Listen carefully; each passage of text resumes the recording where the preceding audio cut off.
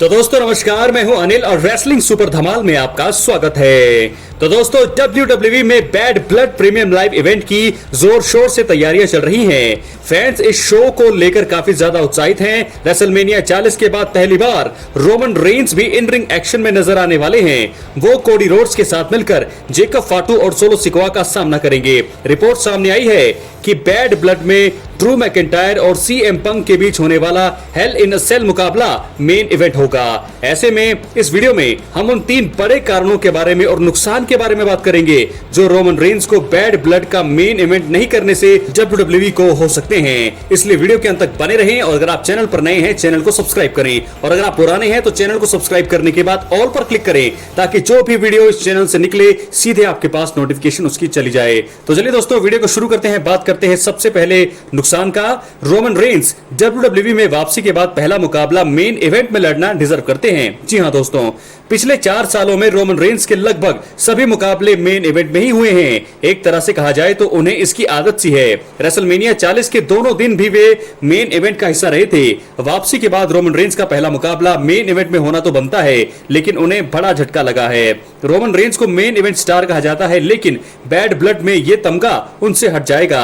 इतने सालों में उन्होंने अपने आप को टॉप सुपरस्टार बनाकर WWE यूनिवर्स के बीच जो छवि बनाई है उसे भी थोड़ा बहुत नुकसान जो यहाँ पर दोस्तों पहुंच सकता है, क्योंकि रोमन रेंस का ये जो मुकाबला होगा ये मेन इवेंट अब नहीं होगा। दोस्तों दूसरे नुकसान की बात करेंगे। WWE फैंस रोमन रेंस द्वारा किए गए कारनामे को भूल सकते हैं। आपको बता दें कि किसी भी प्रीमियम लाइव इवेंट के मेन इवेंट में जो चीजें होती है उसे फैंस याद रखते हैं। कहीं ना कहीं वो एक मिसाल बनती है। बैड ब्लड में रोमन रेंस का एक्शन देखने के लिए सभी उत्साहित हैं। वो कुछ ना कुछ बड़ा कारनामा मुकाबले में जरूर करेंगे जो काफी मजेदार होगा। अब अगर रोमन रेंस का मुकाबला मेन इवेंट में नहीं होगा तो फिर उनके द्वारा की गई चीजें फैंस बहुत जल्दी भूल जाएंगे। साथ ही साथ लंबे समय बाद रोमन रेंस को रिंग में जो हाइप मिलने वाला है उसमें भी गिरावट देखने को मिल सकती है। तो ये दूसरा कारण है। दूसरा सबसे बड़ा नुकसान है कि अगर रोमन रेंस को मेन इवेंट में नहीं लड़ने दिया तो ये चीज हो सकती है।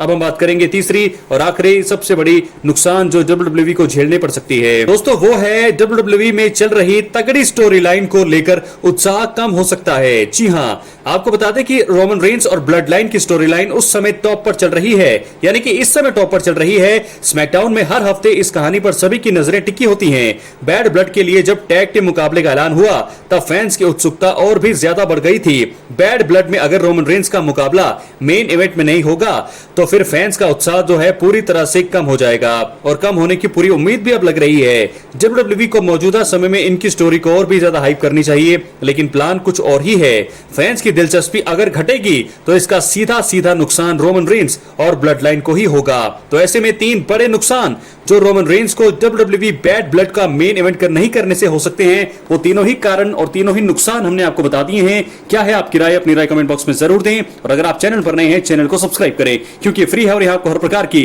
रेसलिंग जगत से जुड़ी हुई तमाम जानकारियां मिलती है और मिलती रहेंगी। इसलिए दोस्तों वीडियो को लाइक करें, शेयर करें, चैनल को सब्सक्राइब करें। तो दोस्तों वो 3 नुकसान जो रिपोर्ट में कहे गए हैं वो मैंने आपको बता दिए हैं। पूरी चीज यहां पर मैं क्लियर कर रहा हूं कि ऐसी चीजें हैं, अगर रोमन रेंस रेसलमेनिया 40 के बाद पहला मुकाबला लड़ रही हैं, उनके पास टाइटल नहीं है, तो क्या उन्हें मेन इवेंट नहीं दिया जाएगा? शायद ये एक चीज हो सकती है जिसके चलते रोमन रेंस का जो मुकाबला है वो मेन इवेंट में नहीं है। ड्रू मैकिंटायर और CM पंक हेल इन अ सेल में आमने सामने होंगे। यह मुकाबला मेन इवेंट किया गया है, तो ऐसे में रोमन रेंस का मुकाबला बहुत पहले यहां पर हो सकता है। अभी तक कुल 5 ही मुकाबले अनाउंस किए गए हैं बैड ब्लड के लिए, तो रोमन रेंस का मुकाबला शायद पहले भी हो सकता है।